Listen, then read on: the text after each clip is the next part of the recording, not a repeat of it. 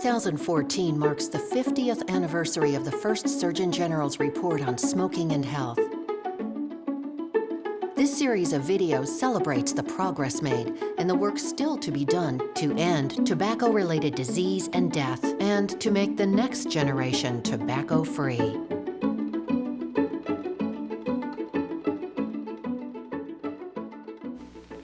Stop! Start smoking. It was 1964, and cigarette commercials on TV were as common as, well, cigarette smoking. But all that was about to change dramatically as Surgeon General Luther Terry shocked the nation by announcing that smoking caused lung cancer and was linked to heart disease. The strongest relationship between cigarette smoking and health is in the field of lung cancer.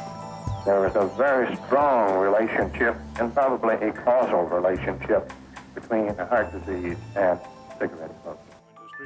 Since that time, one Surgeon General after another has added startling evidence to what we know about the devastating effects of smoking and secondhand smoke. 50 years ago, it was polite to ask somebody, would you like a smoke? Today, it would be deeply impolite not to ask, do you mind if I smoke? When you traveled on an aircraft and you were served a meal, you got a 4-pack of cigarettes with your meal, and everybody got those. It was part of the social norm. Everybody smoked. In the early 1960s, nearly 45% of Americans smoked, and less than half knew that smoking caused cancer and heart disease. Tobacco use was the norm, and tobacco marketing was everywhere. Play ball!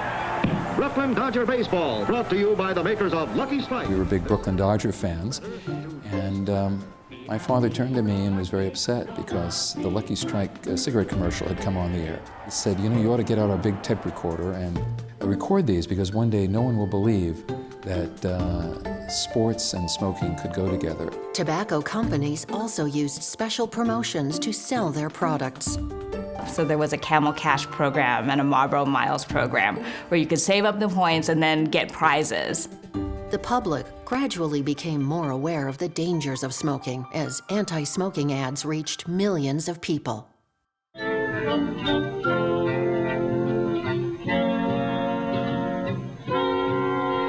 Like father, like son, think about it. I think we have changed as a society in terms of the way we view smoking. It used to be cool, and it was what everybody wanted to do. And now it's sort of odd, it's strange, it's not socially acceptable. In 1971, Surgeon General Jesse Steinfeld ushered in yet another sea change in what was socially acceptable when it came to smoking. He talked about that he thought it was high time that we actually looked at cigarette smoking in the context of what it does to the non-smoker, and that non-smokers have a right to breathe clean and fresh air. We have made enormous progress. Smoking among our nation's children has been cut by more than half. That will literally save tens of millions of lives over the next 20 to 25 years. Progress came from many sources. It came from people from inside the healthcare field and outside the healthcare field. And it came from federal leadership. It came from academia, it came from clinical medicine, it came from community activism. And all of those are going to be essential to make progress in the years to come. This video is a production of the Office of the Surgeon General and CDC's Office on Smoking and Health.